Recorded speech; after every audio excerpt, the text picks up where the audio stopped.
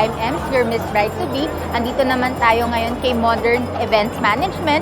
Interview natin si Sir Raymond to get their packages, what services do they offer, and what's the story behind Modern Events Management. So tara, samahan niyo ako.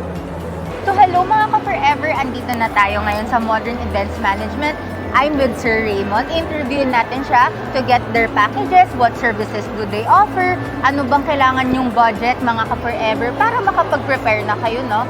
So, let's start. Ayun. Hi Sir Raymond. First of all, I'm Ems. I want to introduce myself as Miss Bride to Be kasi nag-a-aspire din ako ng wedding ko someday.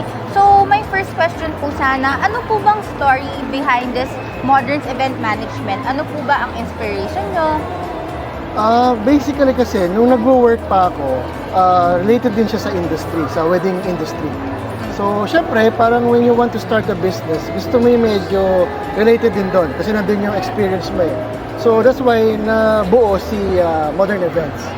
Yun. So, basically, we're based in Antipolo and we're focused sa Antipolo, pero may certain clients naman na we go out of Antipolo naman. Pero more on Antipolo or Rizal clients kami to date. Okay. So, ayun mga ka-forever, narinig nyo na si Modern Events Management is really based on Antipolo. But of course, kilala na kayo for sure, sir, ng mga ibang clients natin outside Antipolo, I'm sure. Tapos, second, sir, ano po ba ang price range natin, sir, for Modern Events Management? We start at around 25,000 up. Depende sa coverage or haba ng planning. So, we have yung mga on-the-day package, yung semi-planning, semi-coordination, or full planning na tinatawag. If may I ask, no, ano ba yung usual target ng mga budgetarian natin? Kasi sir, usually ngayon gustong na mga couples natin, yung mga for the budget, ganun po. To plan your wedding, siguro yung mga budget, siguro around 150 to 200. Yun yung medyo budget. 150 to 200. Take note mga ka-forever. So, up to yung mga maabot ng mga 400, 500, yan. So, depende. It depends sa venue na pipiliin ninyo, of course.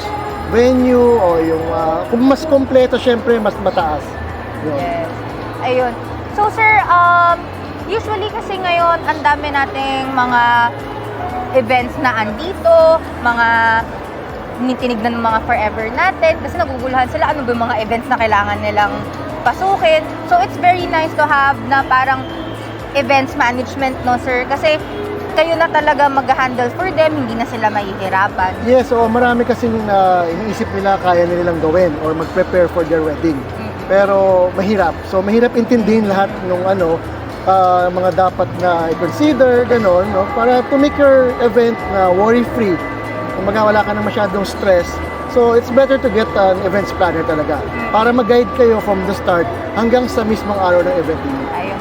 So, ayun mga ka-forever, narinig nyo, no? It's very important din talaga na meron tayong help from an events management kasi we don't know if we're gonna run the process smoothly. So, ayun. So, sir, saan ba namin pwedeng makontak ang Modern Events Management? Okay, so we have our page. You could inquire sa page namin, Modern Events Management Official. So you could send us an inquiry para mabalikan namin kayo. And then we can send you our packages. We also have our showroom, office and showroom located here in Antipolo. So mache-check nyo rin din po. Just search the net na lang para makita nyo, para yun, maka-visit kayo. Call or visit us sa aming office. Thank you so much for all those information, Sir Raymond, no? So, ayun mga ka-forever, narinig nyo na yung story behind Modern Events Management, their services, and what the packages yung meron sila. Tapos, very nice talaga na meron tayong events management. Do not forget that, no? So, I'm Ems, your Miss Bride to Be. I will see you in my next video. Thank you.